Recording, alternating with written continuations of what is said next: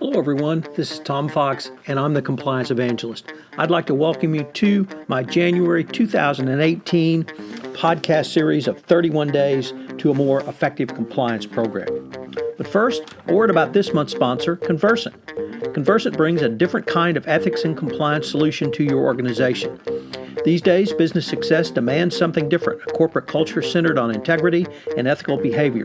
Conversant provides your teams with a centralized platform and automated processes that connect your business goals with your ethics and values. The result, a highly strategic program that drives ethics and values to the center of your business. Through the use of the Conversant Ethics Cloud platform, it gives you the choice of what you need according to your compliance program maturity. As your compliance program progresses on its ethical journey, Conversant can meet the needs of your requirements with unified ease of use and all of your ethics compliance data in one place, increasing transparency and efficiency while reducing cost. If you have been following me over the past year, you know that I have gone on a one-year exploration of various components of a best practices compliance program. However, during this exploration, there were two very important documents released by the Department of Justice relating to a best practices compliance program. In February 2017, there was the Evaluation of Corporate Compliance Programs document, and in November 2017, there was the announcement of the new FCPA Corporate Enforcement Policy. Therefore, in this month of January, I'm going to lay out for you what should go into your best practices compliance program based upon the 10 hallmarks of an effective compliance program and these two documents. Over the next 31 days, I will be exploring the best way to more fully operationalize a compliance program using the most recent DOJ resources. I hope you will join me for the full 31 days as we engage in an exploration to a more effective compliance program. 31 Days to a More Effective Compliance Program is a part of the Compliance Podcast Network. Day 12, Financial Incentives for Compliance. One of the areas that many companies have not paid as much attention to in their compliance program is compensation. However, the DOJ and SEC have long made clear that they view monetary structure for compensation, rewarding those employees who do business in compliance and with their employer's compliance program, as one of the ways to reinforce a compliance program and the message of compliance inside of an organization. As far back as 2004, the then SEC Director of Enforcement, Stephen Cutler, said, "Make integrity, ethics, and compliance part of your promotion, compensation, and evaluation processes as well. For at the end of the day, the most effective way to communicate doing the right thing is a priority to reward it." The 2012 FCPA guidance stated that the DOJ and SEC recognize that positive incentives can also drive compliant behavior.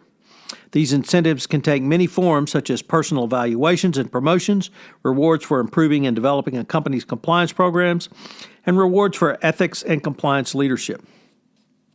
This same concept around compensation and incentives was brought forward in the evaluation under Prong 8, Incentives and Disciplinary Measures, when it stated, "Incentive system. How has the company incentivized in compliance and ethical behavior? How has the company considered the potential negative compliance implications of its incentives and rewards? Have there been specific examples of actions taken, i.e. promotions or awards denied, as a result of compliance and ethics considerations?" As your compliance program matures and your strategies around compliance mature, it's critical that employees who bring in the revenue, i.e. the sales force, understand and behave in ways which support your compliance program. This means the sales compensation system can help ventures achieve compliance. The prescription for you as the compliance practitioner is to revise the incentive system to focus your employees on the goals of your compliance program.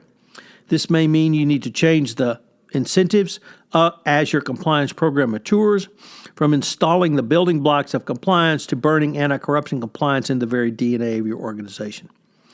There are three key questions you should ask yourself in modifying your compensation structure. One, or first, is the change simple? 2, is the change aligned with your company values? And 3, is the effective behavior immediate due to the change? So, simplicity.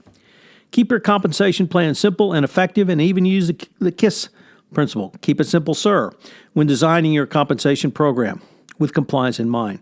If you do not do so, employees might fall back on their old behaviors that worked in the past. It should be extraordinarily clear that the outcomes which you are rewarding.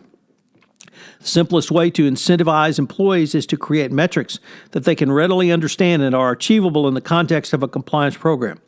You can start with attending the Code of Conduct and Compliance Program training. Next might be a test to determine how much of that training was retained. It could be follow-up, online training as well. It could mean instances of being a compliance champion in certain areas, whether your employee base or third-party sales force based. 2, alignment. As the CCO or compliance professional in your organization, you need to posit that the most important compliance goal of your entity needs to achieve. From there, you should determine how your compensation program can be aligned with those goals. The beauty of this alignment is that it works with your sales force throughout the entire sales cycle. If your sales channel is employee-based, then their direct compensation can be used for alignment.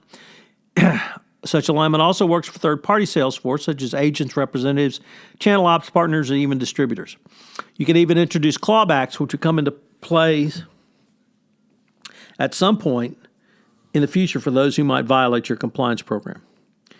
Immediacy. Finally, under immediacy, it is important that the structure be put in place immediately in a way that incentivizes employees. As part of that immediacy, there must be sufficient communication with your employee base. In the world of compliance incentives, there should be transparency as to expectations.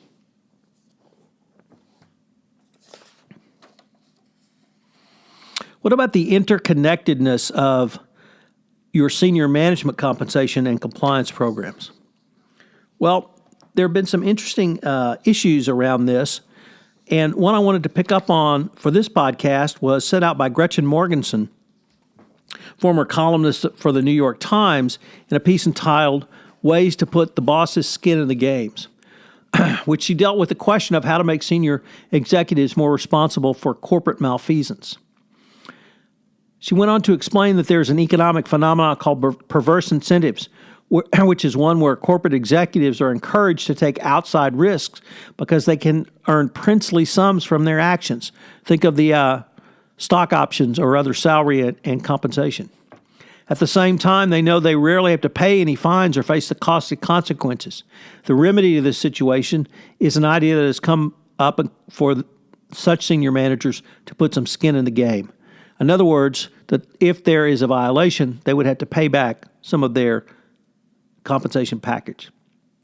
Another solution came from William Dudley, the president of the Federal Reserve Bank of New York.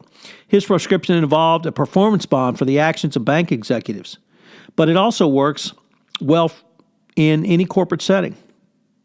In the case of a large fine, senior management and material risk takers would forfeit their performance bond. This could be in the form of stock options or others.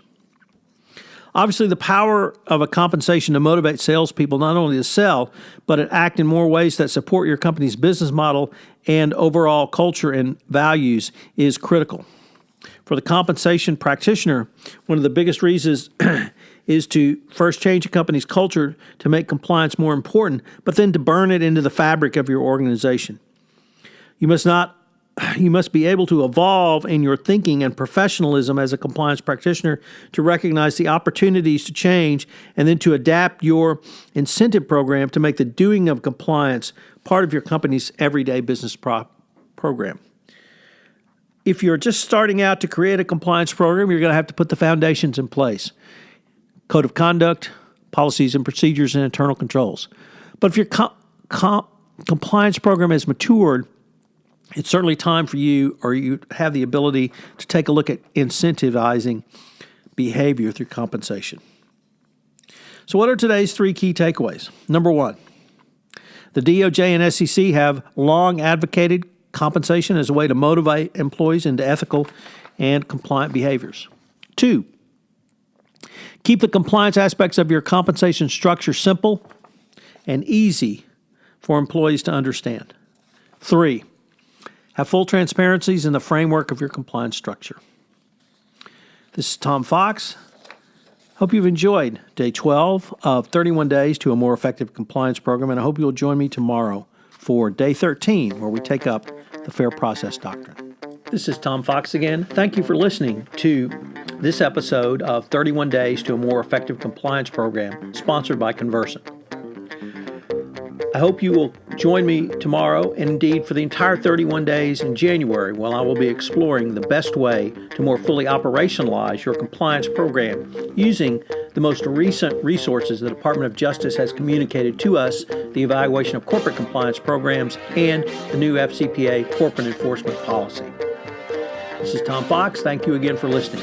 31 Days to a More Effective Compliance Program is a part of the Compliance Podcast Network.